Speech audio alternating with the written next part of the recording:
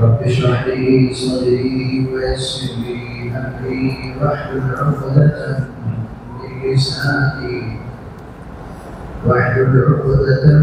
من لساني يفقهوا قولي وبك نستعين يا مستعان. الحمد لله نحمده ونستعينه ونستغفره ونؤمن به ونتوكل عليه ونعوذ بالله من شرور أنفسنا ومن سيئات أعمالنا. من يهده الله فلا مضل له ومن يضلل فلا هادي له. ونشهد أن لا إله إلا الله وحده لا شريك له. ونشهد أن سيدنا ونبينا وشفيعنا وحبيبنا ومولانا محمدا عبده ورسوله أرسله بالحق بشيرا ونذيرا وداعيا إلى الله بإذنه وسراجا منيرا.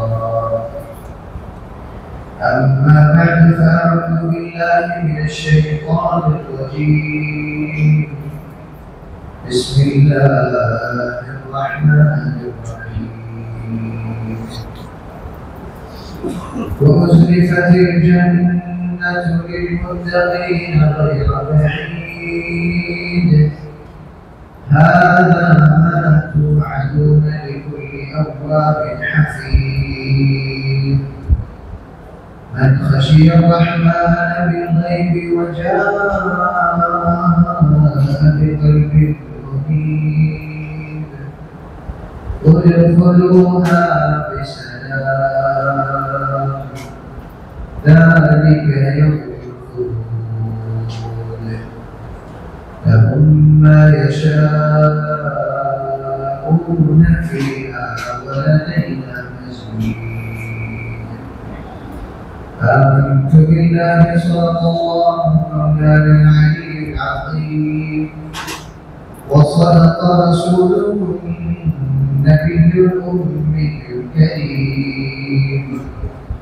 ونحن على ذلك من الشاهدين والشاكرين والحمد لله رب العالمين.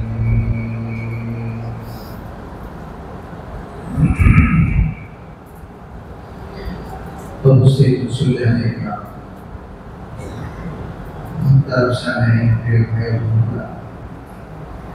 अल्लाह रब्बुल आलमीन ने विशेष मेहरबानी शुक्रिया हमारे लिए मुसलमान ने मानो निर्धारित समय आगे मुझे नाज़िल और तौफीक दान फरमाए। अल्हम्दुलिल्लाह।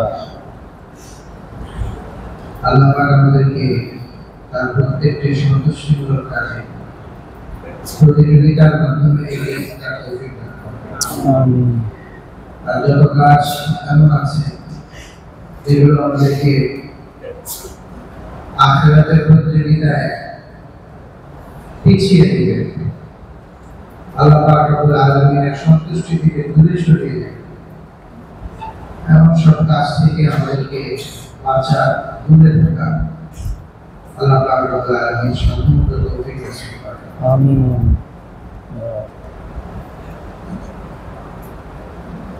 হাদিসে পাকের মধ্যে একটা কথা আছে, এই বান্দা যখন ঈমানের স্বাদ পাবে তো তার কাছে আগুনের ঝাঁপ দেওয়ার সহজ মনে হবে, কুফরের দিকে ফিরে যাচ্ছে মনে হবে, আগুনের ঝাঁপ দেওয়ার সহজ, কুফরকে জায়গা করা যায়। আল্লাহ পাক আমাদেরকে তার সন্তুষ্টির প্রকৃত স্বাদ আস্বাদন করার তৌফিক দান করেন। আমিন। যেন আল্লাহর অসন্তুষ্টি পথে হাঁটাটা আগুনের ঝাঁপ দেওয়ার চেয়ে কঠিন নয়। হাদিস হাকিম রহমাতুল্লাহি আলাইহি আমার একটা শিষ্য চিঠি লিখছে। আগে তো এখন তো ফোনের ব্যবস্থা আছে, সশরীরে সাক্ষাৎ করার সহজ সুযোগ আছে। আগে দূর দূরান্ত থেকে একজন আরেকজনের কাছে চিঠি লিখছেন। হযরত শরীয়ত তবিয়ত বান্দে আল্লাহর হুকুম আমার রুচি প্রকৃতির মধ্যে মিশে গেছে। আল্লাহ পাক যেটা চান ওটা করতেই আমার ভালো লাগে, আল্লাহ পাক যেটা চান না ওটা থেকে বাঁচতেই আমার ভালো লাগে। আল্লাহ পাক আল্লাহর আনুগত্য, আল্লাহর সঙ্গে আত্মসমর্পণকে আমাদের দিলের মধ্যে এমনভাবে জমিয়ে দেন যেন আনুগত্যটাই আমাদের কাছে প্রিয় হয়ে যায়, আর বিরুদ্ধাচারণটাই যেন আমাদের কাছে সবচেয়ে বেশি ঘৃণিত বস্তু হয়ে যায়। আমার দিল যেন প্রতি মুহূর্তে এই ভেবে কেঁপে উঠে যেন কার কাছে বানাবো, আমি কার হুকুমটা রক্ষা করছি। শয়তান তো সার্বক্ষণিক ধোঁকা দিল, আল্লাহ গফুরুর রহিম। আল্লাহ তো গফুরুর রহিম, কথাটা ঠিক, কিন্তু আমি যদি ওই গুণের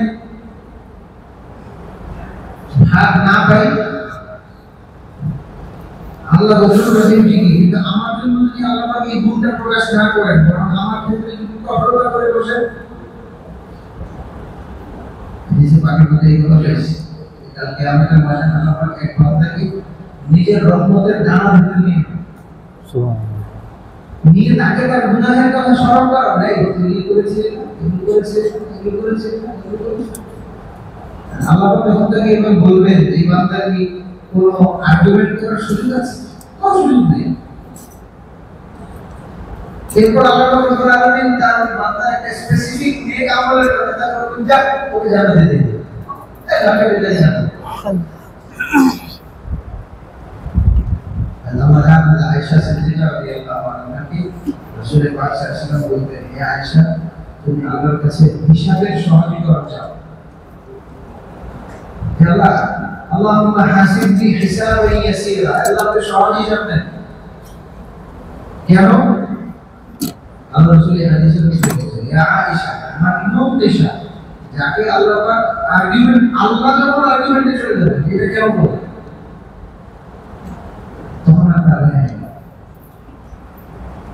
সে ধরা খাবেই হবে, তার জন্য ধরা খাওয়া অনিবার্য। আল্লাহ পাক আমাদের প্রত্যেককে আমরা যা বলি যা শুনি এই কথাগুলোর উপর আমাদের প্রত্যেককে, বক্তা শ্রোতা নির্বিশেষে আমাদের প্রত্যেককে এই মানে উত্তীর্ণ হওয়ার তৌফিক আল্লাহ পাক দান করেন। খুব বললাম আমল হলো না, এটাও ক্ষতিকর। আর এক শ্রেণীর লোকজন আছে যারা শুনতেই চায় না, শুনলে তোমাকে হয় মনে হয় জন্য আল্লাহ রব্বুল আলামিন ঘোষণা দিয়ে দিয়েছেন, না শুনলে না মানলেও চলবে। আল্লাহ পাকের কাছে গিয়ে বলবো যে আল্লাহ আমি তো শুনি না, এজন্য মানি না।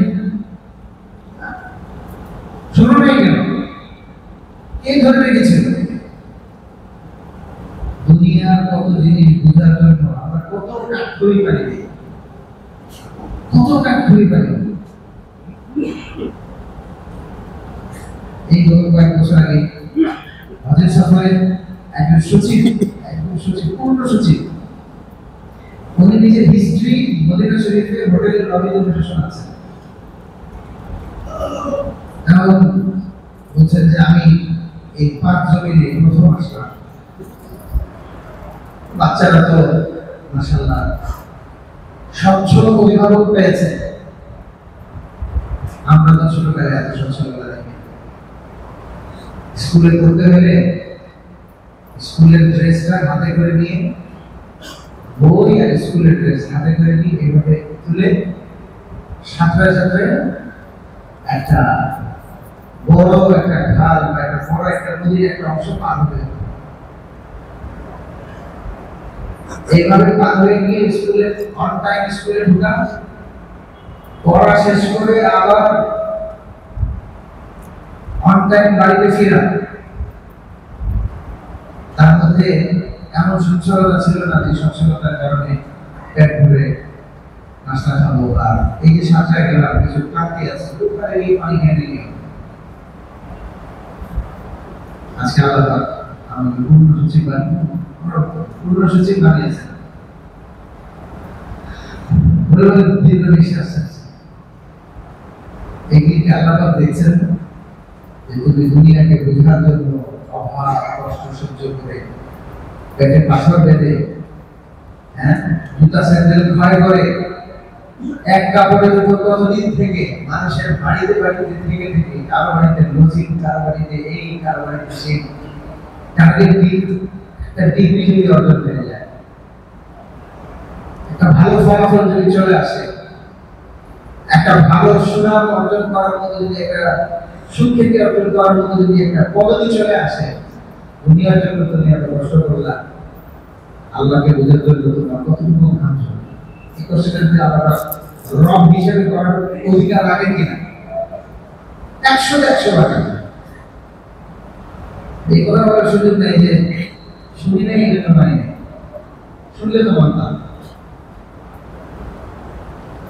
আল্লাহ পাক আমাদেরকে জুমার এখানে আসার তৌফিক দান করেছেন আমাদের দেশে তো আগে যে বয়ান হয় এই বয়ানটাকে খুব একটা ক্লাসের মতো দিতে হবে এই বক্তা শ্রোতা নির্বিশেষে আমার ক্লাসের মতো দিতে হবে আমি তো ব্যক্তিগতভাবে আলোচনা করার সময় এই নিয়ম করে আলোচনা করি যে আল্লাহ আপনি আমাকে সবার আগে এরকম আমল করতে তৌফিক দেন আমি আপনি যদি সংশোধন না করি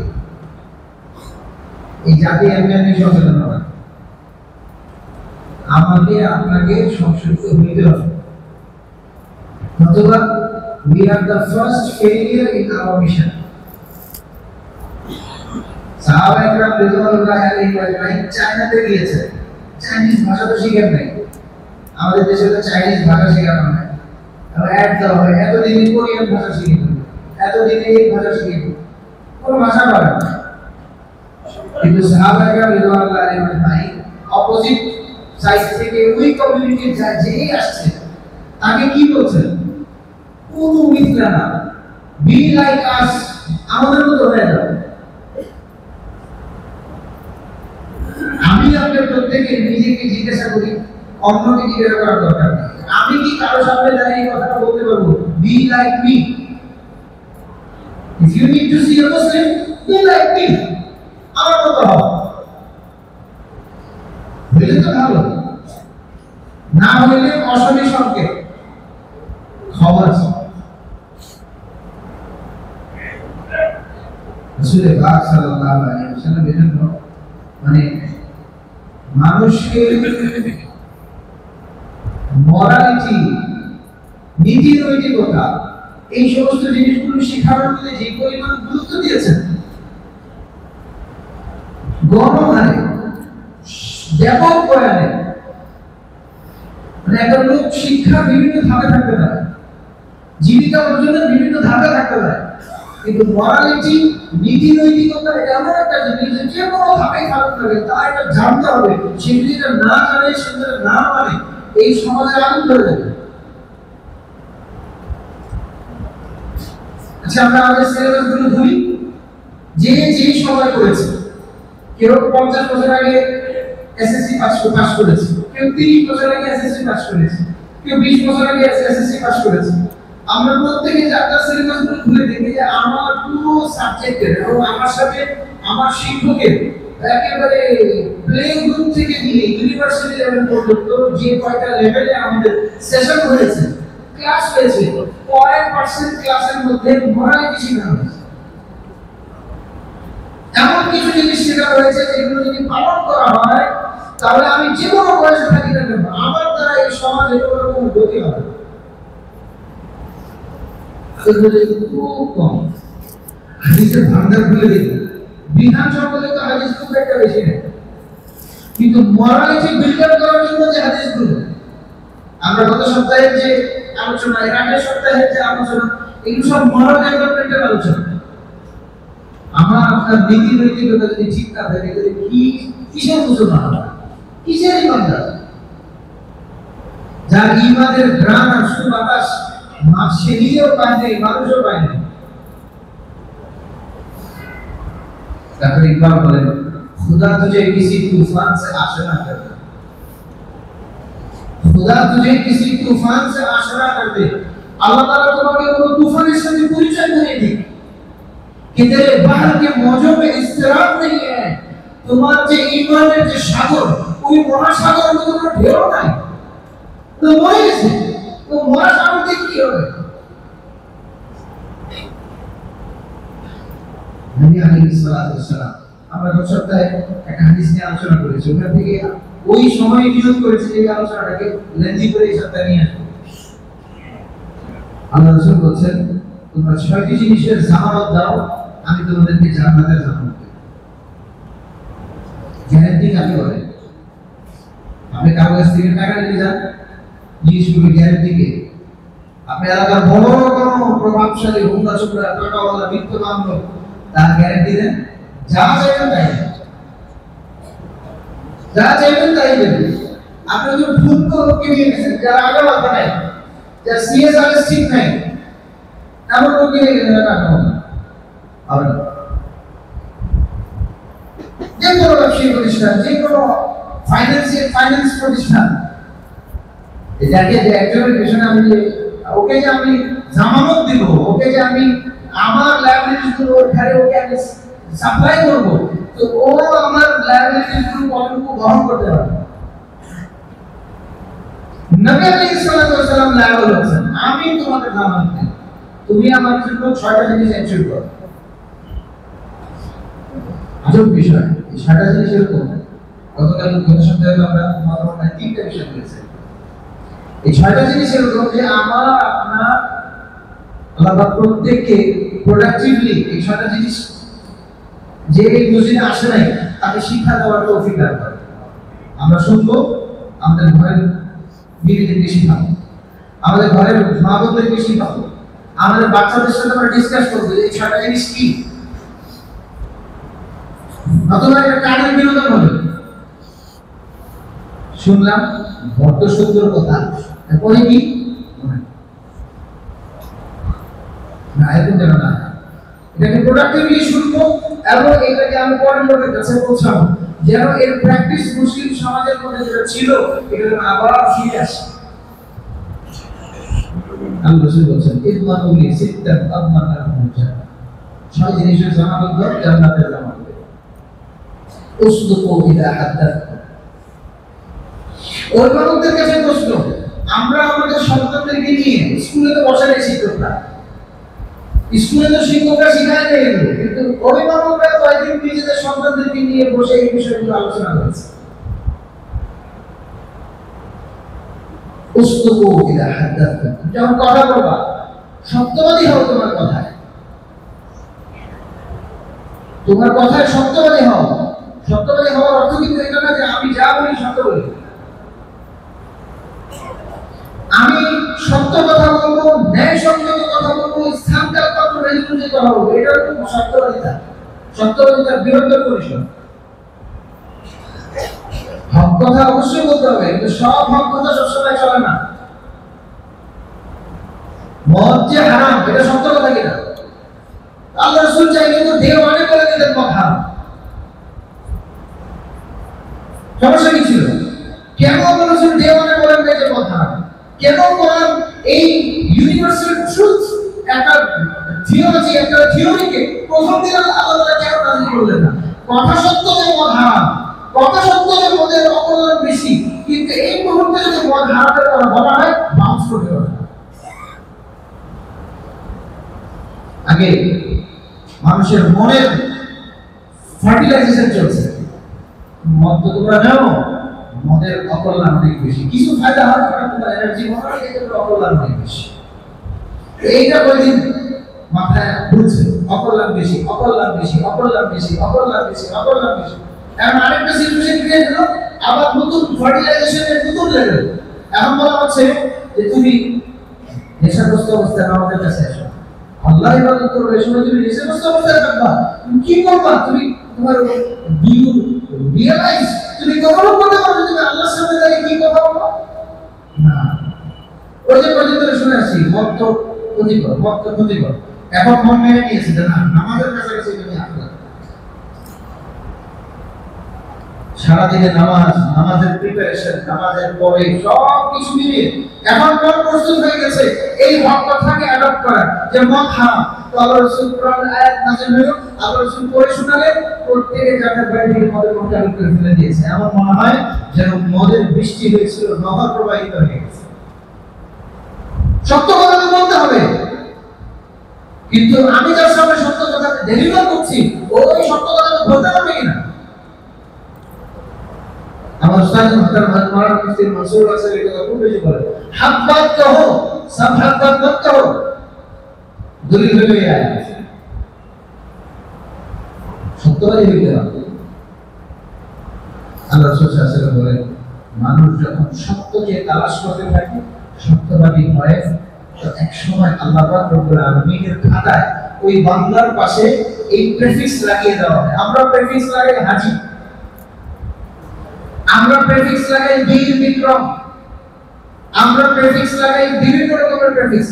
আল্লাহ পাক রব্বুল আলামিন মানুষের প্র্যাকটিক্যাল এই গুণের উপর ভিত্তি করে আল্লাহর খাতায় এই লোকের নামের পাশে রেখে এই লোক সত্য হয়। পক্ষান্তরে যে ব্যক্তি মিথ্যাকে তালাশ করে না, মিথ্যা মিথ্যা মিথ্যা মিথ্যা, এই যে আমরা আমাদের সমাজে অনেক রকমের প্র্যাঙ্ক করি, অনেক মিথ্যা এত আছে যে এই মিথ্যাকে আমরা মিথ্যা মনে করি না। জাস্ট জোকের নেই, মজা করছি, অথচ একের পর এক ফালতু কথা, অনেক কথা বলে যাচ্ছে, মিথ্যা কথা বলে যাচ্ছে, অবাস্তব কথা বলে যাচ্ছে।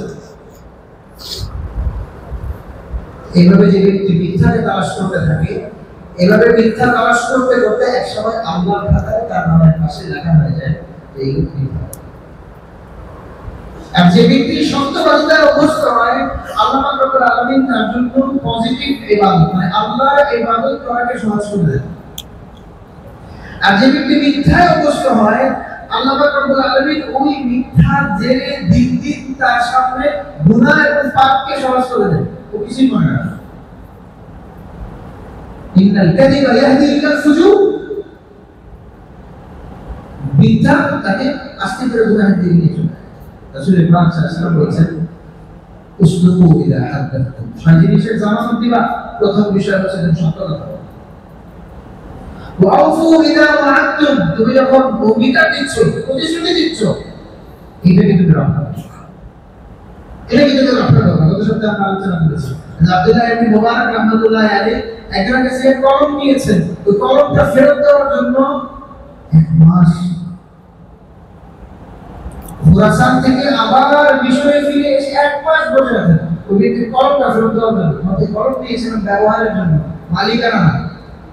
তোমার সাথে আমার চুক্তি শুধুমাত্র ব্যবহারের, ফেরত দেওয়ার জন্য এক মাস বসে আছে। আল্লাহ আমাদেরকে অঙ্গীকার রক্ষা করার তৌফিক দান। এটা খুব বেশি লঙ্ঘন হচ্ছে মুসলমানের দ্বারা, এটা খুব বেশি লঙ্ঘন হচ্ছে। মুফতি তাকি উসমানী সাহেব দামাত বরকাতুহু এবং ওনার ইমিডিয়েট বড় ভাই মাওলানা মুফতি রফি উসমানী রাহমাতুল্লাহি আলাইহি। রফি উসমানী সাহেব তো পাকিস্তানের গ্র্যান্ড মুফতি ছিলেন, আর মুফতি তাকি উসমানী সাহেব তো আমরা সকলেই চিনি, বর্তমান বিশ্বের ইসলামিক ফাইন্যান্সের টপ মোস্ট গ্রহণযোগ্য ব্যক্তি। একদম ওনাদের মুখে সরাসরি শুনেছি আমি বসুন্ধরাতে, দোনো ভাই একসাথে বসে আছেন, হাজার হাজার লোক বলছেন যে আমরা আমেরিকাতে, লন্ডনে আমরা যেখানেই সফরে যাই, চিন্তা করি যে ঈমানের ছোঁয়া যেন আমার সাথে কোনো অমুসলিমের সাক্ষাৎ হলে যেন তাকে ঈমানের ছোঁয়া দেওয়া যায়। ধরুন যে একটা দোকান থেকে নিয়মিত আমরা কেনাকাটা করি, তো ওইখানে ক্যাশে যে বসে, যে লোকটা বসে সে লোকটা হলো শিখ। আর ওই শিখের সাথে ওনাদের দ্বারা ওই শিখ এই পরিমাণ প্রভাবিত হয়ে গেছে যে সে মুসলমান হয়ে যাবে। বলেন যেদিন তাহলে আমরা ইসলামের ব্যাপারে ফাইনাল কথা বলবো, ওই দিন সে আমাদের প্রশ্ন করছে, आप कैसा मुसलमान चाह रहे हैं? आपने जो मुसलमान कहा है वैसा मुसलमान बनने को मैं तैयार हूं, लेकिन ये मुसलमान देखे, ये मुसलमान देखे, ये मुसलमान देखे, ये मुसलमान देखे, ये मुसलमान देखे, अंगीकार रखा जाएगा। ये সবার সামনে যারা গীতা বলছে, এই মদ খাচ্ছে, এই হারামের মধ্যে লিপ্ত, এই হারামের মধ্যে লিপ্ত। अरे ऐसा मुझे कौन है तो मुझे नहीं बनना है। इन्हें पाठ्यक्रम साहब एक बार আমাদের মধ্যে আমাদের কাছে থিওরিটিক্যাল ইসলাম নেই। আজ থেকে 50 বছর আগে তো বই ছিল না, এখন বাজারে বই ভরে গেছে, কিন্তু প্র্যাকটিক্যাল মুসলিমের অভাব হয়ে গেছে। আগেকার মানুষ নিরক্ষর ছিল, বেশি কিছু জানতো না, কিন্তু ওই কাঁধে পাঞ্জাবি কাঁধে নিয়ে, লুঙ্গি গায়ে নিয়ে, হাতে স্যান্ডেল নিয়ে, এই হাঁটু অর্ধেক কাদায় ভিজে যাচ্ছে, এইটা নিয়ে মসজিদে চলে যাচ্ছে, হাফ কিলোমিটার হেঁটে, 1 কিলোমিটার হেঁটে মসজিদে চলে যাচ্ছে। এত কিছু জানি না, ওই হাজার চোরা করে ওটা দিয়ে নামাজ পড়ে আল্লাহর সাথে তার সম্পর্ক ছিন্ন করে। এখনকার মানুষ অনেক বেশি জেনে গেছে, যার কারণে এখন ঘরেই নামাজ পড়ে, এখন ঘরেই নামাজ পড়ে, মসজিদ ছেড়ে দিচ্ছে। এটা একটা দৃষ্টান্ত। হাদিসে পাকের মধ্যে আছে, হাদিসে হযরত উসামা বিন ওমর ইবনে আব্দুল আজিজ রাদিয়াল্লাহু ওমর ইবনে খাত্তাব রাদিয়াল্লাহু আনহু, যে নামাজ ঠিক করে পড়ে, হযরত ওমর ইবনে খাত্তাব রাদিয়াল্লাহু আনহু, যে ব্যক্তি নামাজের মধ্যে অবহেলা করবে সে দ্বীনের বাকি সব বিষয়ে অবহেলা করতে একটু সংকোচ বোধ করবে না। ওয়া লিমা সিওয়াহা আতিয়া, সে ব্যাংকের মধ্যে বাকি সব কিছু ছেড়ে দিবে যে ব্যক্তি নামাজের মধ্যে অবহেলা করবে। আমাদের তো অবহেলা আছে। রাসূল পাক সাল্লাল্লাহু আলাইহি ওয়াসাল্লাম বলেছেন, ওয়াউফু ইদা ওয়া'আদতুম, যখন তুমি ভূমিকা করে সত্যিকার কথা বলো। এটা প্রসিদ্ধ গল্প আছে, এক মহিলা এক বড় আলেমের কাছে এসে বলছেন, আমার স্বামী আরেকটা বিবাহ করেছে। হয়তো আপনারা অনেক আগে শুনেছেন, আমার স্বামী আরেকটা বিবাহ করেছে। সুযোগ আছে, বিবাহ করতেই পারে, সমস্যা নেই। আমার সাথে এটা একটা বিট্রিয়াল কাজ, আমার সাথে আপনি টাকাটি দেখেন, সে তার সৌন্দর্য এবং রূপ লাবণ্য এটা দেখিয়ে প্রশ্ন করতে যাচ্ছে, এরকম রূপের মদিনা পাওয়ার পরে হাউ ইজ ইট পসিবল, এটা কিভাবে সম্ভব যে একটা লোক একটা বিবাহ। এই মহিলা ওই লোকের সাথে সম্পৃক্ত হয়েছে দুইটা কথায়, ইজাব কবুল। এই মহিলা যদি তার এই রূপ লাবণ্য যেটার মালিকানা তার নাই, যে রূপ লাবণ্যের মালিকানা তার নাই, ওই মালিকানা নাই এমন রূপ লাবণ্যের উত্তাপের কারণে সে যদি তার সাথে আরেকজন সখীকে মেনে নিতে না পারে, আমি আপনি আল্লাহর সাথে যে দুই কথা চুক্তি করেছি, লা ইলাহা ইল্লাল্লাহ মুহাম্মাদুর রাসূল, যে চুক্তি করেছি আমি আপনি আল্লাহ পাকের সাথে, আল্লাহ পাক কিভাবে এই ক্ষেত্রে শিরক মেনে নেবেন? আল্লাহ পাক কিভাবে এই ক্ষেত্রে এই জিনিসটা মেনে নেবেন যে আমার বান্দা আমার সাথে চুক্তি করে সে আরেকদিন ঘুরে অন্যদিন চলে যাচ্ছে, এই আমার নাফরমানের দিকে চলে যাচ্ছে, এই সুদ নিয়ে নিচ্ছে, এই ঘুষ নিয়ে নিচ্ছে, ও জানে যে আমি আল্লাহ তাকে দেখছি, ও জানে আমি আল্লাহ তাকে ধরবো, ও জানে আমি আল্লাহ নিয়ন্ত্রণে সে আছে। How is it possible? নামাজ হলো আল্লাহ পাকের সাথে নিবিড় সম্পর্কের একটা ইবাদত। এই ইবাদতের মধ্যে যে ব্যক্তি শিথিলতার মধ্যে পড়ে যাবে, উদাসীনতার মধ্যে পড়ে যাবে, পিছিয়ে পড়ে যাবে, সে তো তার জন্য সুদ খাওয়ার কোনো বিষয় না, তার জন্য ঘুষ খাওয়ার কোনো বিষয় না। তবে এমনও হবে যে তার অন্য কিছু প্রাসঙ্গিক অপ্রাসঙ্গিক অনেক অপরাধের কারণে সে নামাজ পড়ে সুদও খায়, নামাজ পড়ে ঘুষও খায়।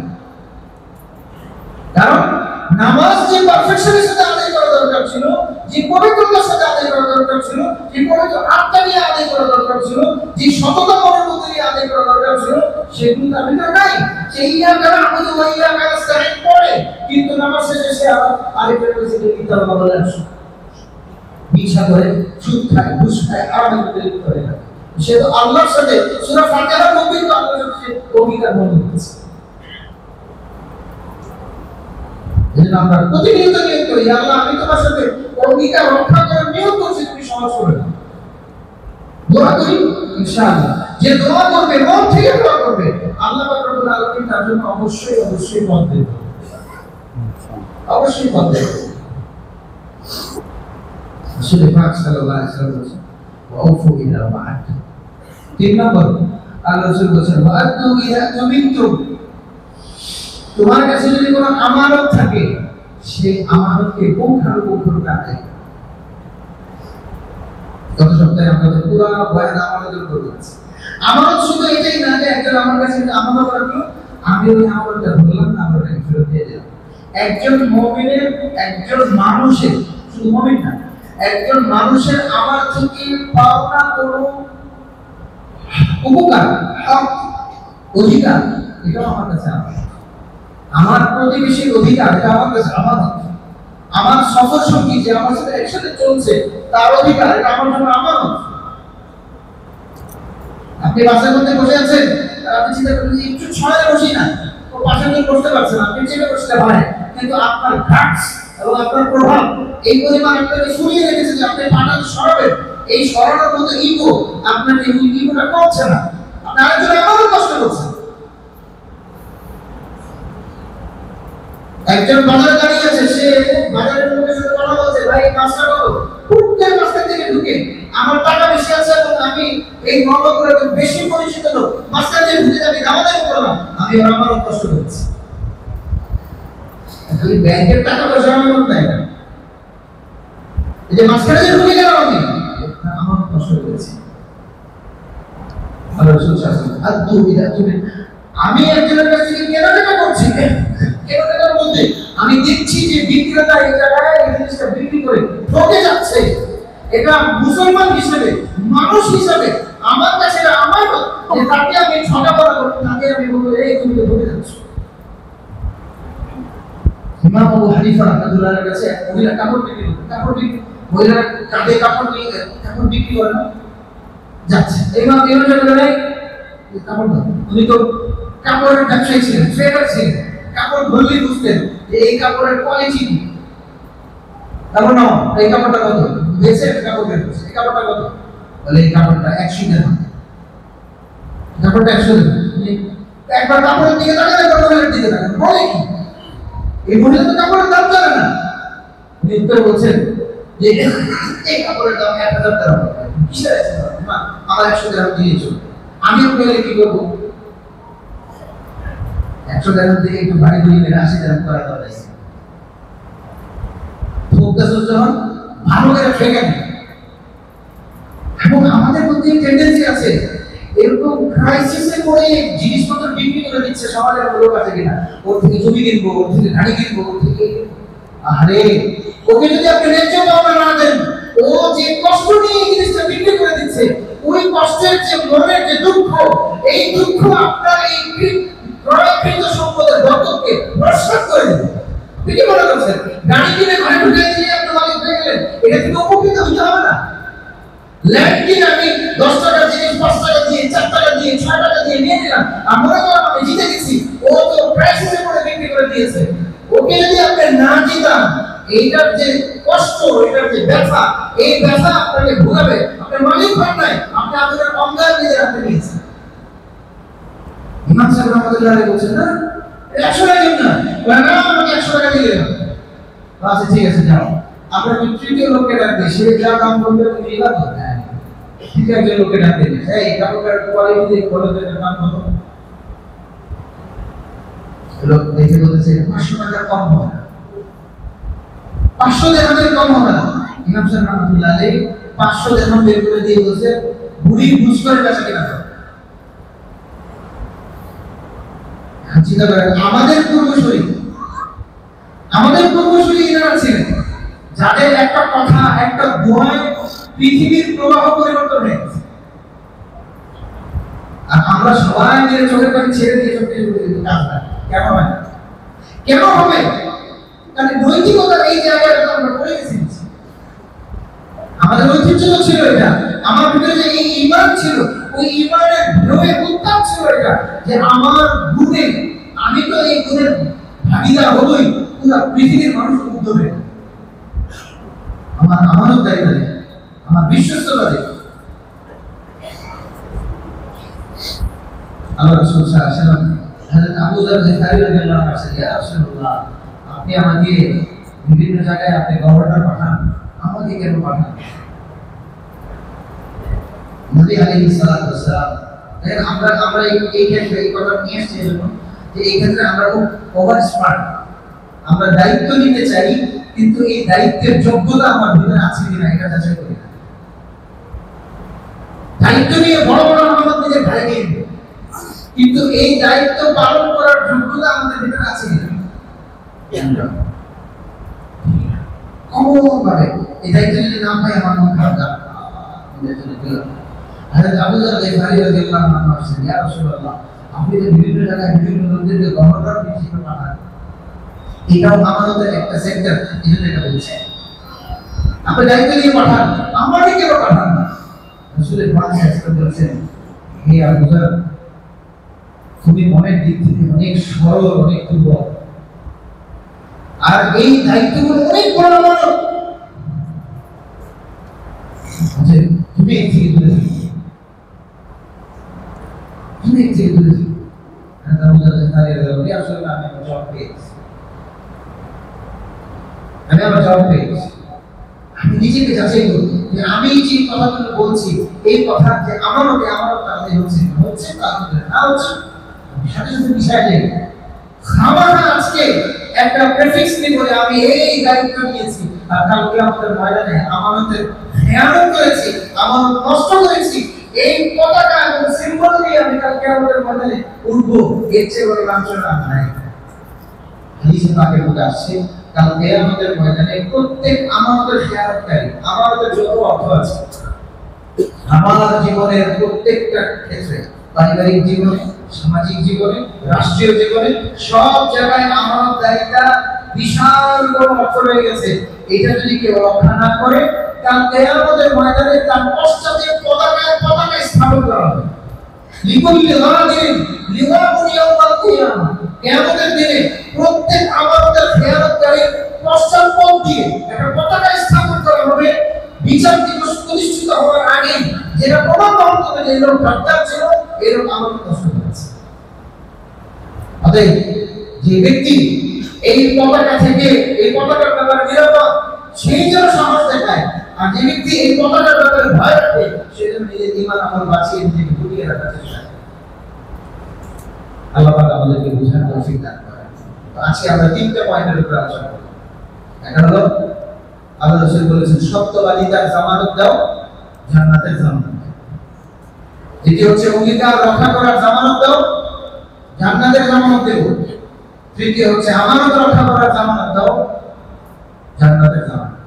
আল্লাহ পাক যদি তৌফিক দেন, ইনশাআল্লাহ আমরা বাকি তিনটা পয়েন্টের উপর আগামী জুমে আলোচনা করব।